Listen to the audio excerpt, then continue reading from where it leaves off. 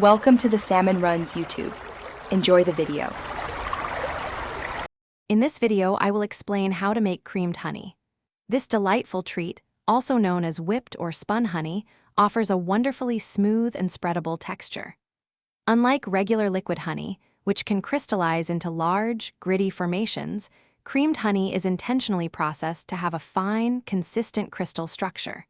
We will go through the simple, yet precise, steps to achieve this perfect consistency, ensuring your homemade creamed honey is always a delicious success. The secret to perfect creamed honey lies in the seed honey technique. You'll begin by taking 1 part of finely crystallized honey, which acts as your starter, and combining it with 9 parts of liquid honey. It's important to gently warm your liquid honey to approximately 100 degrees Fahrenheit before mixing. This ensures the liquid honey is receptive to the seed crystals.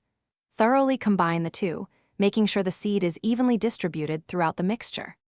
Temperature control is absolutely crucial for successful creamed honey. After mixing, you must maintain the honey mixture at a consistent 57 degrees Fahrenheit. This specific temperature encourages the tiny seed crystals to multiply and grow uniformly throughout the entire batch. You'll need to keep the honey at this temperature for several days, allowing the crystallization process to fully develop. This careful temperature management is the key to that wonderfully smooth, spreadable texture we all love. After patiently maintaining the temperature, your creamed honey will be ready to enjoy. The entire process typically takes about 5 to 7 days, depending on your environment and the honey itself.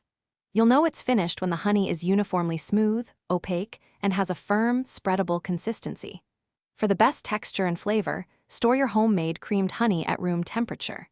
Now, you can savor your delicious, perfectly textured, and wonderfully spreadable honey on toast, in tea, or straight from the spoon. Thanks for watching. Consider subscribing if we helped you.